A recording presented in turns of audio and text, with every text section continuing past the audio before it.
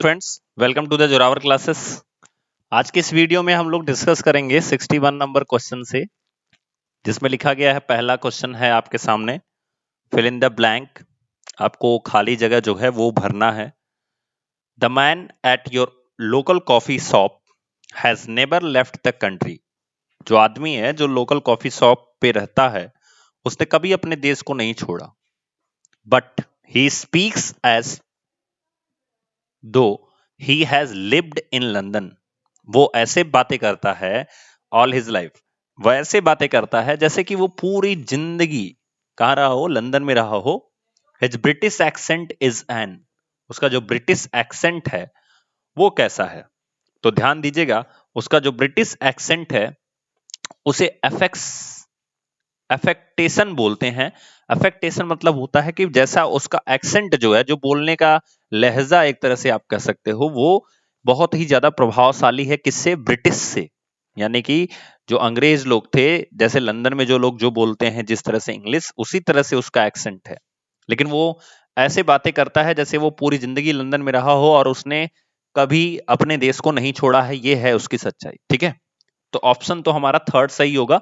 But कुछ options और हैं जिनके बारे में हमें जानना चाहिए, क्योंकि एग्जाम्स में फिर आगे ये भी आ सकते हैं। तो है, एब्रेजन का मतलब होता है फ्रिक्शन से। किससे होता है? फ्रिक्शन से। ठीक है, एब्रेजन का मतलब होता है फ्रिक्शन। अफर्मेशन का मतलब आपको पता ही है, सामान्य रूप से होता है। अफर्मेटिव सेंटेंसेस आप लोग पढ़ते होंगे। अक्यूमुलेशन का मतलब होता है कि किसी चीज को आप कह सकते हो कंबाइन करना। ठीक है, कंबाइन करना या किसी चीज को कलेक्ट करना, आप इस तरह से कह सकते हो। कलेक्शन, कलेक्शन से आप कह सकते हो। ठीक है, तो इस तरह से ऑप्शन नंबर थर्ड जो होगा वो काफी सुटेबल आंसर होगा यहां पे। नेक्स्ट 62 नंबर क्वेश्चन है, fill in the blank. Blank में क्या भरना है ये आपको ऑप्शन में से निकाल के डालना होगा।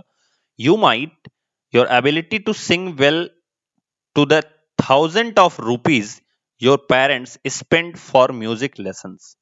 ठीक है, तो तुम्हें जो है, तुम्हारी जो एबिलिटी है गाना गाने की, ठीक है, उस पे जो तुम्हारे पेरेंट्स ने पैसे खर्च किए थे म्यूजिक लेसन सीखने के लिए, उसके लिए तुम्हारी जो एबिलिटी है वो इनपुट करती है, वो बहुत ज्यादा इनपुट होगी।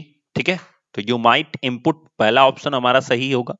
इनपुट का मतलब क्या होता है कि किसी चीज के ऊपर जोर लगाना। जो मम्मी पापा ने 1000 रुपए खर्च किए थे जोर लगाने के लिए, ठीक है, तो उसके लिए, ठीक है, तो जो 1000 रुपए खर्च किए थे, वो तुम्हारे ऊपर जो खर्च किया गया था, उससे क्या हो गया कि तुम्हारी एबिलिटी जो है गाना गाने की, वो इनपुट हो गई, या कह सकते हो कि उसमें इंक्रीजेशन आ गया। एक्चुअल में इनपुट का मतलब होता है मढ़ना। ठीक है, क्या मतलब होता है? मढ़ना। दूसरा है इनकॉर्पोरेट। इनकॉर्पोरेट का क्या मतलब होता है? तो आपको पता है ये कॉर्पोरेट का क्या मतलब होता है। उसी तरह से यूटिलाइज, आपको पता ही है, उपयोग करना। प्रोपेगेट का मतलब होता है किसी चीज का एडवर्टीजमेंट करना, आप कह सकते हो। ठीक है, एडवर्टीजमेंट करना, एडवर्टीजमेंट करना, ये होता है प्रोपेगेट का मतलब। ठीक है, चलिए मूव करते हैं नेक्स्ट क्वेश्चन पे। व्हाट इज द एनानिम ऑफ स्ट्रीट? तो आपको पता होना चाहिए स्ट्रीट का मतलब क्या होता है।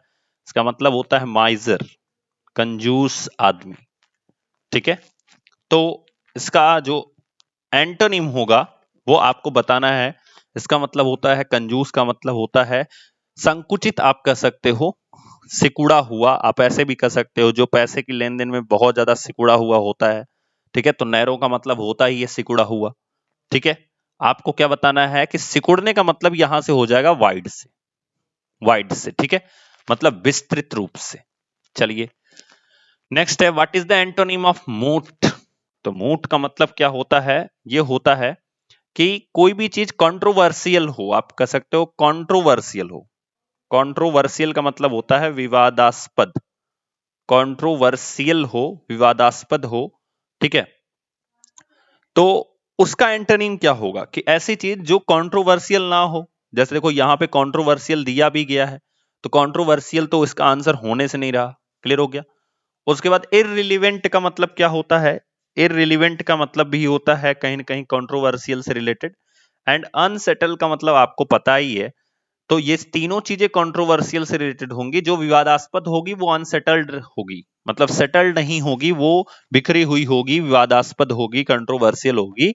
तो सिंपल सा इसका ऑप्शन होता है इनकॉन्टेस्टेबल। इनकॉन्टेस्टेबल जो होगा वो उसका राइट आंसर होगा। नेक्स्ट क्वेश्चन है, what is the synonym of metaphysics? Metaphysics का जो सिनोनिम है वो क्या है? तो पहले तो आपको ये पता होना चाहिए कि मेटाफिजिक्स होता क्या है। तो याद रखिएगा, जो आत्मशास्त्र, ठीक है, आत्म तत्व का जो ज्ञान होता है, या कह सकते हो कि सोल से रिलेटेड जो होता है, उसका जो फिजिक्स होता है उसे हम बोलते हैं मेटाफिजिक्स। ठीक है, अब ऑन्टोलॉजी जो होता है वो भी होता है, ऑन्टोलॉजी ही इसका सिनोनिम है, सिंपल सा। ठीक है, ऑन्टोलॉजी का मतलब क्या होता है? तो मैं आपको इसकी मीनिंग जो है वो अगर शुद्ध हिंदी में बताऊं तो इसे बोलते हैं सत्व शास्त्र। सत्व शास्त्र मतलब जिसमें आत्मा के बारे में, आध्यात्मिक चीजों के बारे में अध्ययन किया जाए, उसे हम बोलते हैं सत्व शास्त्र। ठीक है, स्पेटिसिज्म का मतलब होता है, स्पेटिसिज्म का मतलब होता है संदेहवाद। संदेहवाद, ठीक है। और उसके बाद प्लूरलिज्म का मतलब होता है बहुलवाद या बहुवाद। ठीक है, यहां पे दिया है डिसबिलीफ, मतलब जिसमें बिलीफ ना किया जा सके। ठीक है, चलिए मूव करते हैं नेक्स्ट क्वेश्चन के ऊपर। लिखा गया है, what is the antonym of probate? Probate का मतलब क्या होता है, पहले तो आपको ये पता होना चाहिए। ठीक है, प्रोबेट का मतलब होता है, आप अगर मूवीज देखते होगे ना, तो जो पोस्टमार्टम के बाद रिपोर्ट आती है ना, उसे ही हम आई थिंक प्रोबेट कहते हैं। तो आप अगर हिंदी में देखोगे तो आपको पता चलेगा कि इसे हम बोलते हैं मृत लेख का प्रमाण।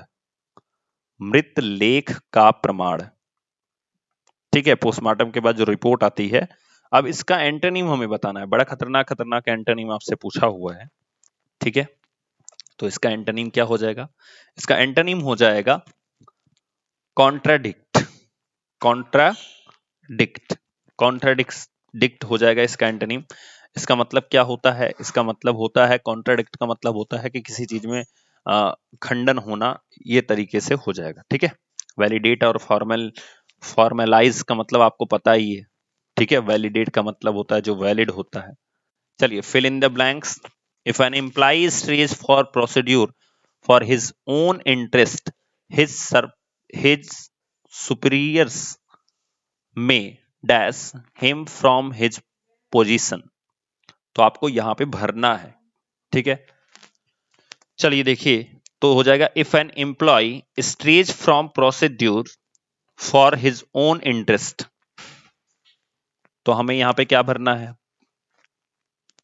हिज सुपीरियर्स, मतलब उससे जो बड़े थे, वो जो एम्प्लॉय था उससे बड़े जो थे, वो क्या करेंगे? उस पोजीशन को, उसकी पोजीशन को क्या कर सकते हैं? उसके जो उससे बड़े एम्प्लॉय थे, तो उसकी पोजीशन को डाइवेस्ट कर सकते हैं। स्टेज का मतलब होता है भटका हुआ, याद रखिएगा, इसका मतलब होता है भटका हुआ। क्लियर हो गया? प्रोसीड्यूर का मतलब आपको पता है, ये प्रोसेस से रिलेट करता है। ठीक है, उसके बाद दिया गया है आपका नेक्स्ट मीनिंग दिया गया है, नेक्स्ट मीनिंग दिया गया है डेबिलिटेट, यानी दुर्बल करना, दुर्बल करना।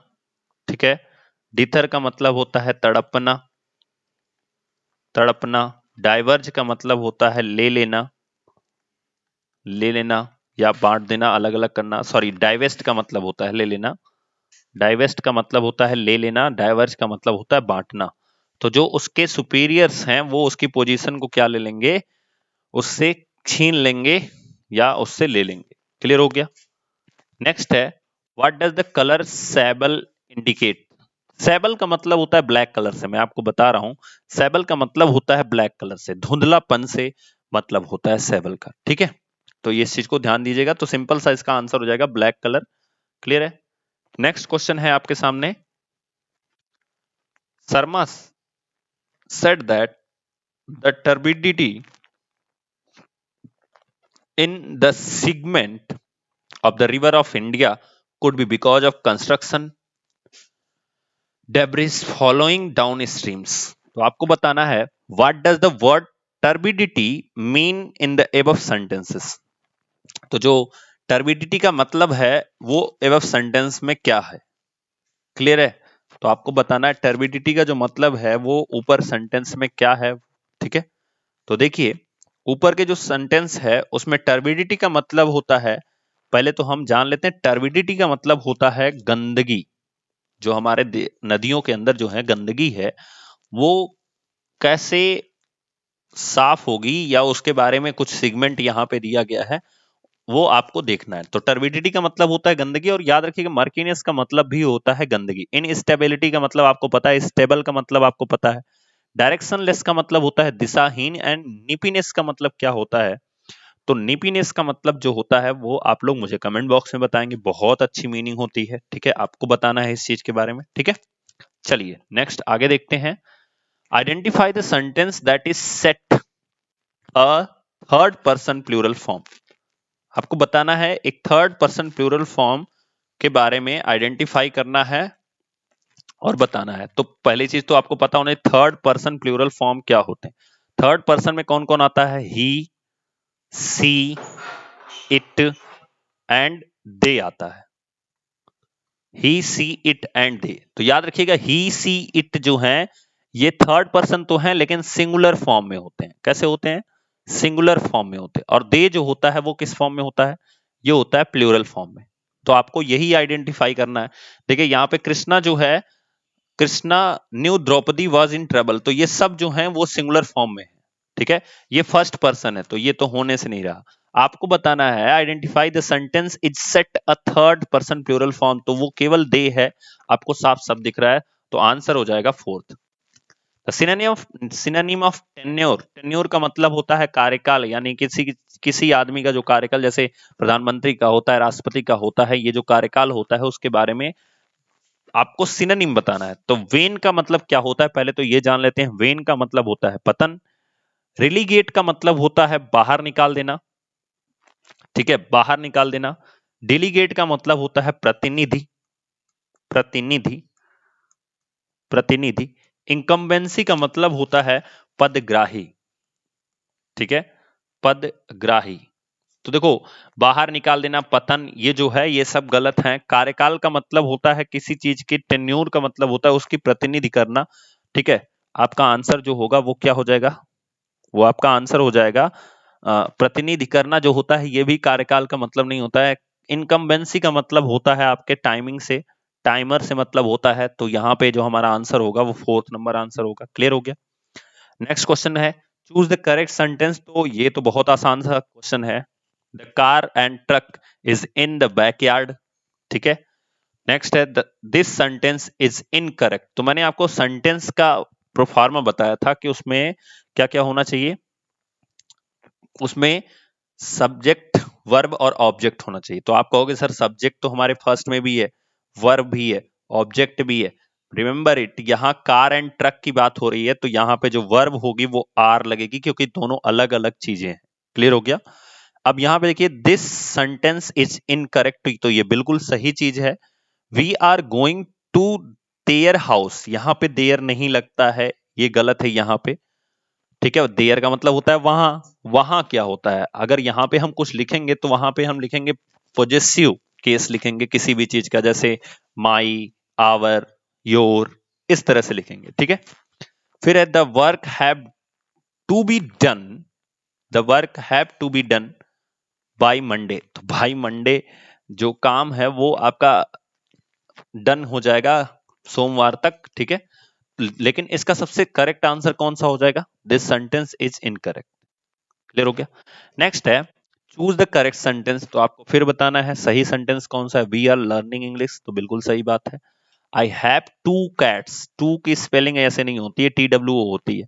आई वेंट नाउ, तो नाउ अगर लग गया तो वेंट नहीं लगेगा, क्योंकि वेंट का सेकंड फॉर्म होता है, पास्ट होता है, तो नाउ नहीं लगेगा। ठीक है, योर, यू चेयर नहीं होगा, योर चेयर होना चाहिए यहाँ पे। तो हमारा करेक्ट सेंटेंस हो जाएगा first. What should the ending punctuation mark be for the sentence below? Hey, can you hear me? तो इसका तो बहुत सिंपल सा आंसर होगा, आप सबको पता भी होगा।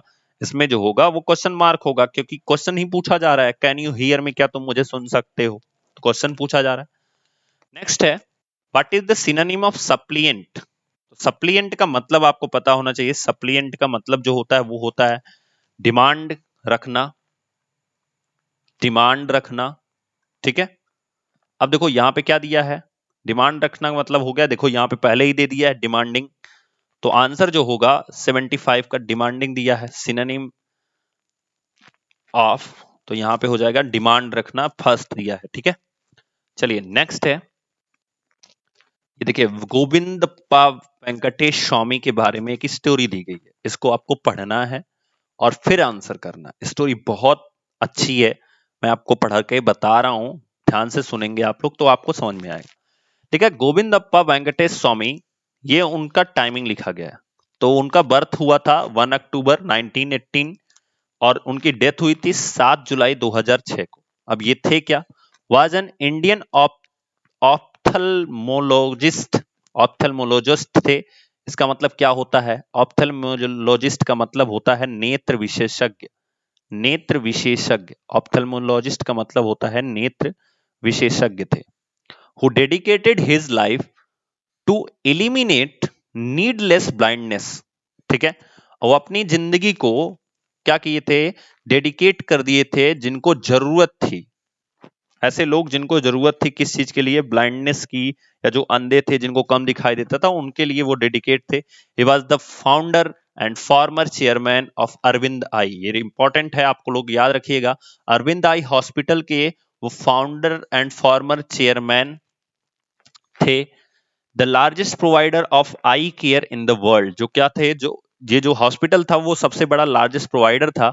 He is the best known for developing a high quality high volume low cost service delivery model that has restored site of millions of people. मतलब ये ऐसी चीज के लिए जाने जाते थे, वो ऐसी चीज डेवलप किए थे जो हाई क्वालिटी की थी, हाई वॉल्यूम पे थी, लेकिन सबसे कम पैसे में वो चीज को, यानी कह सकते हो आपकी लोगों की रोशनी वापस लाना, आंखों की देखभाल करना, वो सबसे हाई क्वालिटी की होती थी, लेकिन उसके लिए जो पैसे लगते थे वो लोगों के बहुत कम लगते थे। और ऐसे बहुत सारे मिलियंस ऑफ पीपल की वो साइट को वापस किए थे, रिस्टोर किए थे। Since inception Aravind eye care system registered non profit organisation, non profit organisation, जैसे अगर आप इस समय देखोगे ना तो एक नॉन प्रॉफिट यूट्यूब चैनल जो है वो है संदीप माहेश्वरी का, उस पे आप देखोगे तो ऐड नहीं आता है, उस यूट्यूब चैनल पे ऐड नहीं आता है, मतलब वो प्रॉफिट नहीं लेना चाहते हैं। तो इसी तरह से इनकी जो आई केयर सिस्टम है वो भी नॉन प्रॉफिट ऑर्गेनाइजेशन है, has been over 55 million patient and performed over 6.8 million surgeries. इन्होंने क्या किया है, ये जो हॉस्पिटल है वो 6.8 मिलियन सर्जरीज, बहुत बड़ी बात होती है। Over 50% of the organisation patient pay either nothing, 50% जो पेशेंट होते हैं वो कुछ नहीं देते हैं, और highly subsidised rate. Its skill and self sustainability prompted a 1993 Harvard business case study on Aravind model. और इसी वजह से जो हार्वर्ड बिजनेस केस जो है वो स्टडी किया है, किसके ऊपर, अरविंद मॉडल के ऊपर स्टडी किया है। ठीक है, born on October 1st in 1918 in Tamil Nadu, India. ये तो मैंने आपको बताया ही है कि ये जो लाइन है ये बहुत इंपॉर्टेंट है। Govindappa Venkatesh Swamy was the eldest of 5 children in the farming family. एक किसानी परिवार में वो क्या थे, 5 बच्चों में सबसे बड़े थे। He walk 2 kilometre to school each day and his early lessons were written in sand from the river bed। और इनका जो शुरू के कुछ पाठ थे वो कहाँ लिखे गए थे, वो नदी के किनारे जो बालू होता है उसके ऊपर लिखा गया था। There was no doctors in his village, इनके गांव में कोई डॉक्टर नहीं था। And by the age of 10 he had lost 3 cousins, उन्होंने 3 अपने भाइयों को, जो उनके चाचा के लड़के या और किसी के लड़के रहे होंगे, उनको खो दिया ड्यू टू सम कॉम्प्लिकेशंस, कुछ कारणों की वजह से या कुछ बीमारियों की वजह से उन्हें खो दिया। The ultimately death spurred his decision to become a doctor. ठीक है, तो उनके जो ये जो अल्टीमेटली डेथ हुई थी वो उनके डिसीजन को चेंज कर दी, क्या बनने के लिए, डॉक्टर बनने के लिए। As a young man he followed the teaching of Mahatma Gandhi, Swami Vivekananda and Shri Aurobindo in 1944. In 1944, Venkatesh Swamy received his degree from Stanley Medical College in Madras, graduating second in his class. In 1951, he qualified with an MS. देखिए याद रखिएगा 1944 में उन्होंने क्या किया था, degree लिया था कहां से, स्टैनली मेडिकल कॉलेज से, जो कि मद्रास में है। ठीक है, किस क्लास में, सेकंड क्लास में, मतलब 50% से के लगभग उनका मार्क रहा होगा, 50% से लेकर के 60% के बीच में उनका मार्क रहा होगा। ठीक है, और in 1951 he qualified with an MS in ophthalmology at Government Ophthalmic Hospital Madras। तो याद रखिएगा उनकी जो MS थी, उन्होंने क्वालिफाई कहां से किया था, government ophthalmic hospital Madras. Immediately after receiving his medical degree, Venkatesh Swamy served as a physician with the Indian Army for 3 years। Indian army में उन्होंने सबसे पहली अपनी जॉब स्टार्ट की थी। दिस इज इंपॉर्टेंट सेंटेंस, आपके क्वेश्चंस भी यहीं से बनेंगे जितना मैं अंडरलाइन किया हूं। ठीक है, चलिए फिर है, Venkatesh Swamy was permanently crippled by rheumatoid arthritis at the age of 30। Arthritis हो गया था, रोमेटॉइड ऑर्थराइट हो गया था। इसका मतलब क्या होता है कि जोड़ों में दर्द होना, या जहां जहां पे हड्डियां होती हैं उनमें दर्द होना, ये सब चीजों में जो दर्द होता है उसे हम ऑर्थराइट्स बोलते हैं। The he trained as an ophthalmologist in 1956। he was appointed as the head of department ophthalmology at the government Madurai medical college. तो मदुरई मेडिकल कॉलेज में उन्हें 1956 में हेड ऑफ डिपार्टमेंट के रूप में चुना गया था। And eye surgeon at the government Erskine hospital in Madura. तो आई सर्जन के रूप में कहां चुना गया था, government Erskine hospital in Madurai. ठीक है, he personally performed over 1 lakh eye surgeries. उन्होंने पर्सनली 1 लाख सर्जरीज जो है वो परफॉर्म की है, यानी की है। As a government servant he help develop and pioneer the concept of eye camp and received the Padma Shri from government of India in 1973।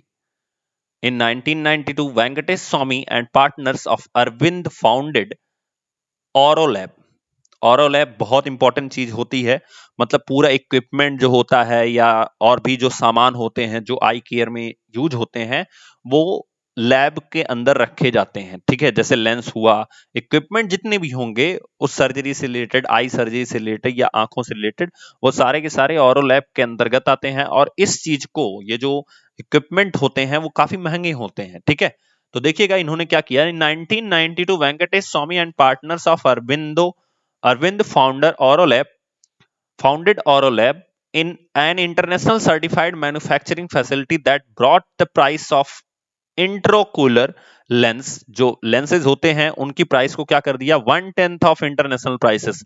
वो 10 गुना कम कर दिया, 1/10 कर दिया इंटरनेशनल प्राइसेस के बेस पे, making it affordable for developing countries. और इसे क्या कर दिया, जो विकसित देश थे, विकासशील देश थे, उनके लिए अफोर्डेबल बना दिया। Today Orolab manufactures ophthalmic pharmaceuticals instruments and equipment. मैंने आपको बताया था ना कि ऑप्थेल्मिक पैरास्यूटिकल्स जो दवाइयां होंगी, इंस्ट्रूमेंट होंगे, इक्विपमेंट होंगे, ये सब बनाया जाता है उसके अंदर, ऑरोलैब के अंदर। In addition to intraocular lenses and export to 160 countries worldwide. और ये क्या करने लगे कि जो लेंसेज हैं उनको 160 देशों के को एक्सपोर्ट भी करने लगे थे। वेंकटेश स्वामी pioneered mobile eye camp with the government and later implemented this practice at Arvind. Teams of doctors and nurses from Arvind regularly visit rural villages where they conduct eye camps that screen patients of vision impairments, those requiring glasses receiving them on site।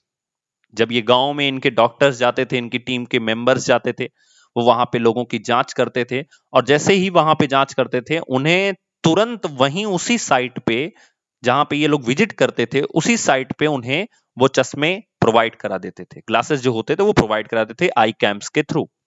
Patient requiring surgery are brought back to an Aravind hospital, तो जिनको surgery की जरूरत होती थी वो कहां पे आ जाते थे, उनको ले आया जाता था कहां पे, अरविंद हॉस्पिटल में, where they receive surgery, room and board, return transport and a follow up visit at no charge. सोचो कितनी चीजें वो बिना चार्ज के करते थे। रिसीव सर्जरी, सर्जरी भी उनकी होती थी, उनको कमरे मिलते थे, वो वापस आते थे, उनको ट्रांसपोर्ट का भी किराया मिलता था, और फॉलो अप का मतलब होता है दोबारा से जो डॉक्टर्स थे उनकी चेकिंग के लिए भी विदाउट चार्ज जो है वो जाते थे। Each year Aravind host over 2,500 camps, averaging 40 camps every week with 500 community partners. 500 community partners के साथ 2500 से ज्यादा कैंप करते थे। इसका मतलब एक हफ्ते में कम से कम वो 40 कैंप करते थे। ठीक है, चलिए अब हम आते हैं क्वेश्चन पे ऊपर। विच of the following indicate that economic condition of Govindappa Venkatesh Swamy was not very good. वो कौन सी चीज है जो इंडिकेट करती है कि उनकी जो इकोनॉमिक कंडीशन थी वो अच्छी नहीं हुआ करती थी, तो वो कौन सी चीज है? तो सिंपल सा है, आपको दिखेगा his early lessons were written on the river stand. सोचो रिवर सैंड, उनके जो शुरू के कुछ लिखाई पढ़ाई थी वो रेत के ऊपर हुई है, रेत के ऊपर, जो नदियों के किनारे रेत पाई जाती है। सोचो कॉपियां नहीं हुआ करती थी, ये उनकी जो इकोनॉमिक कंडीशन है वो इंडिकेट करता है। सो ऑप्शन नंबर फर्स्ट हमारा क्या होगा, is the right answer. Next है, which of the following happened first in Venkatesh Swamy life. तो सबसे पहली चीज कौन सी घटित हुई थी? तो देखिए ही क्वालिफाइड एमएस नहीं क्वालिफाइड किए थे, और फिर लिखा है ही वाज स्ट्रिकन बाय रूटिमाइड ऑर्थराइट्स, नहीं ये भी नहीं हुआ था। लिखा गया है ही served for 3 years in the Indian army, बिल्कुल सही है। देखो मैं दिखाता हूं कैसे ये सही है। यहां पे लिखा गया है, ये सब तो उनकी पढ़ाई थी, उसके बाद देखो यहां पे लिखा गया है Venkatesh Swamy served as physician with the Indian army for 3 years। पहली कंडीशन, पहला काम इनकी लाइफ में ये हुआ था। दूसरा ये क्या हुए थे, ऑर्थराइट्स से 30 years में ये आए थे। देखिए स्टेप बाय स्टेप लिखा गया। उसके बाद इन्हें डिपार्टमेंट ऑफ ऑप्थेमोलॉजी में गवर्नमेंट मदुरई मेडिकल कॉलेज में चुना गया था, तो 1956 में चुना गया था। ठीक है, और ये 51 में ही, देखिए यहां पे लिखा गया है he qualified MS in ophthalmology at government ophthalmic hospital. तो इसका आई थिंक जो राइट आंसर होगा he qualified for MS in ophthalmology. तो बिल्कुल सही बात है, ये इंडियन आर्मी में बाद में आए थे, पहले वो क्वालिफाई किए थे। तो इसका आंसर जो होगा वो कौन सा हो जाएगा, पहला वाला सही होगा। ठीक है, इसको सही कर लीजिएगा, पहला वाला आंसर इसका क्या होगा, सही होगा।